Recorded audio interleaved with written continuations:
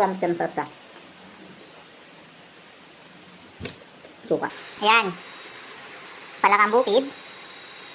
Yan, so kinakain namin yan sa aming mga Bisaya. Kinakain namin.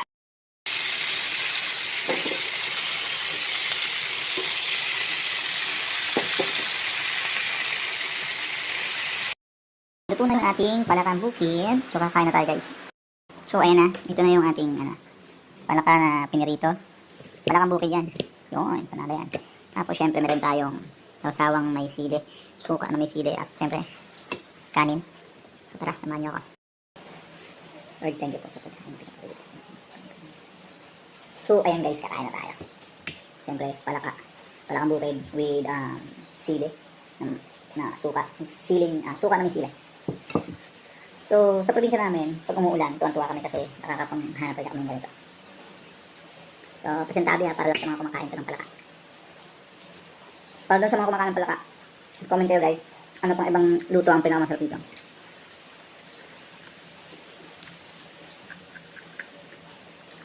So,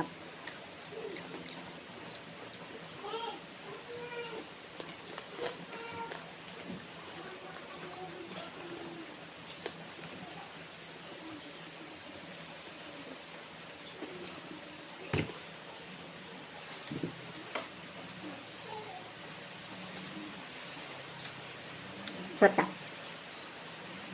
Actually, mas masarap pa siya kaysa sa manok. Kapag ginataan.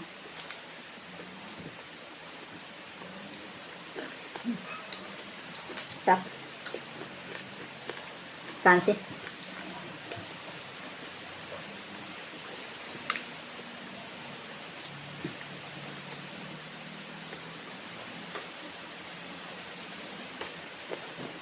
Sa mga sa probinsya namin, talagang dalaan kami ng oras para maghanap talaga na ito. Yung buhay pa yung lolo ko. Shoutout kay Tatay Silen. Nasa sementeryo na siya. So, ito na lang namin yung nagawa. Kasama sila Amboy, Kuya Amboy. So, yan yung makikilala nyo rin sila kapag tayo ay nakapagbakasyon sa Leyte. Promise ka masarap ka. Suka.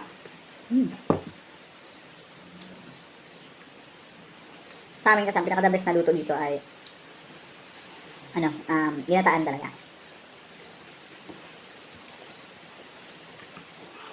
So dahil kunti nga lang, 3 lang. Pinirito ko na lang.